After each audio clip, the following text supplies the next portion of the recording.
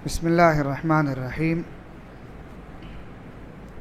إن الحمد لله نحمده ونستعينه ونستغفره ونعوذ بالله من شرور أنفسنا ومن سيئات أعمالنا. من يهده الله فلا مضل له ولا هادي له، وأشهد أن لا إله إلا الله وحده لا شريك له، وأشهد أن محمدا عبده ورسوله. أما بعد، فإن خير الحديث كتاب الله، وخير الهدي هدي محمد صلى الله عليه وسلم، وشر الأمور محدثاتها، وكل محدثة بدعة، وكل بدعة ضلالة، وكل ضلالة في النار. وأعوذ بالله السميع العليم من الشيطان الرجيم. بسم الله الرحمن الرحيم. والعصر إن الإنسان لفي خسر إلا الذين آمنوا وعملوا الصالحات وتواصوا بالحق وتواصوا بالصبر.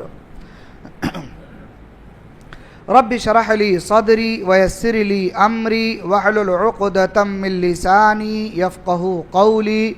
رب زدني علما. اللهم رب زدني علما. آمین. محترم مصلیان اکرام، دینی بھائی اور بزرگوں، عزیز بچوں، پردہ نشین اسلامی ماں و بہنوں، آج کا آپ کا یہ ماہانہ پروگرام جو شاید 56واں پروگرام ہے، الحمدللہ آپ کے اس پروگرام میں آپ کی دعوت پر شریک ہونے کا موقع ملا. میں اللہ رب العالمین کا سب سے پہلے شکر گزار ہوں. اللہ رب العالمین نے آپ کے درمیان بخیر و عافیت پہنچایا. اس کے بعد آپ تمامی حضرات کا شکر گزار ہوں کہ آپ نے مجھے اس پروگرام میں شرکت کا موقع دیا. اللہ تعالیٰ سے دعا ہے کہ اللہ تعالیٰ ہماری اور آپ کی حاضری کو قبول فرمائے. آمین. آج کے پروگرام کے لیے جس موضوع کا انتخاب کیا گیا ہے وہ ہے خسارے میں کون، نقصان میں کون.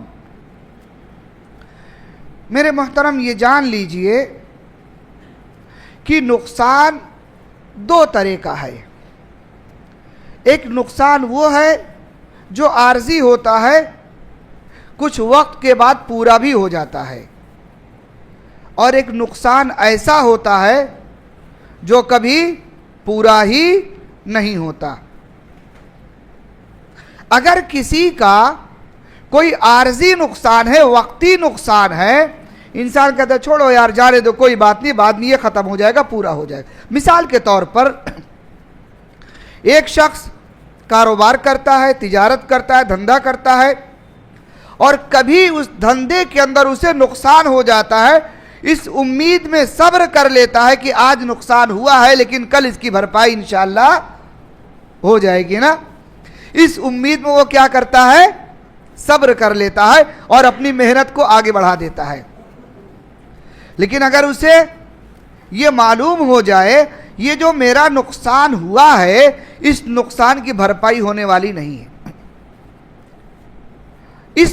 اس بات کو معلوم ہونے کے بعد اس شخص کو بڑا صدمہ ہوتا ہے. کیا بڑا نقصان ہو گیا، بڑا خسارہ ہو گیا، اس کی بھرپائی کی امید بھی نہیں پائی جاتی ہے. ایسے ہی اللہ رب العالمین نے ہماری اور آپ کی زندگی کا حساب بھی رکھا ہے. یہ جو دنیا اللہ تعالیٰ نے دیا ہے نا، اس دنیا میں ہم اور آپ جو زندگی گزار رہے ہیں، یہ دنیا کیا ہے؟ دارالامتحان ہے. یہ امتحان کا گھر ہے. ہم اور آپ گویا کہ یہ سمجھے اپنی پوری زندگی امتحان حال میں بیٹھے ہیں. مرد ہو یا عورت، کوئی بھی ہو، ہر شخص امتحان میں چل رہا ہے. اور اس کا رزلٹ کب سامنے آئے گا؟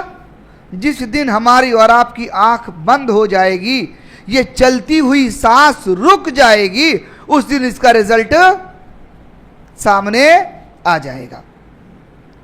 رزلٹ آنے کے بعد जब ये मालूम हो कि मेरी जिंदगी तो बड़े खसारे में गुजर गई, बड़े नुकसान में गुजर गई, अब वक्त भी नहीं है कि पलट करके मैं उसकी इस्लाह कर सकूं, तो बताइए उस वक्त क्या हाल होगा हमारा और आपका।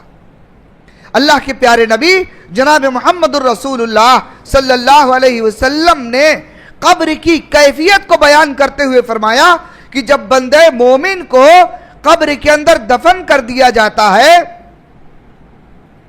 अभी लोग तदफीन करके उसे छोड़कर कुछ ही दूर चले हैं कि हिसाब व किताब करने वाले फरिश्ते उसके पास हाजिर हो जाते हैं और आ करके सबसे पहला सवाल जो करते हैं उससे क्या पूछते हैं, मन रब्बुका, बताओ तुम्हारा रब कौन है।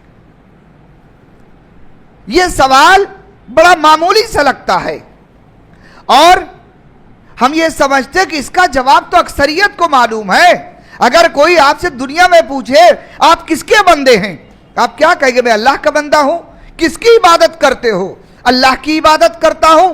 किस पर ईमान रखते हो, अल्लाह पर ईमान रखता हूं। हर कोई बड़ी आसानी से ये बात कह सकता है। लेकिन याद रखिएगा, कब्र के अंदर जहां कोई नहीं होगा वो एक अदालत है। आप दुनिया की अदालत देखते हैं ना, जब जज से बात करना होता है तो उस शख्स को एक कटघरे में खड़ा किया जाता है। बाहर खड़ा हुआ इंसान जज से बात कर सकता है, नहीं कर सकता। जिसको अपनी सफाई पेश करना है, अपने बारे में कुछ कहना है, उसको कटघरे में आना पड़ता है, वहां आकर के बात कीजिए। याद रखिएगा, ये कब्र जो है ना, ये आपके लिए सबसे पहली अदालत है, सबसे पहला कटघरा आपके लिए है। खड़ा कर दिया गया आपको, कोई नहीं है आपके साथ में, ना आपका माल, ना आपकी दौलत, ना आपकी औलाद, ना रिश्ते नाते, ना आपकी इज्जत, ना आपकी शोहरत, ना आपका मकाम, ना आपका मर्तबा, ना दुनिया के अंदर आपकी पावर, आपकी ताकत, कुछ होगा साथ में? कुछ भी साथ नहीं होगा। जब फरिश्ता पहला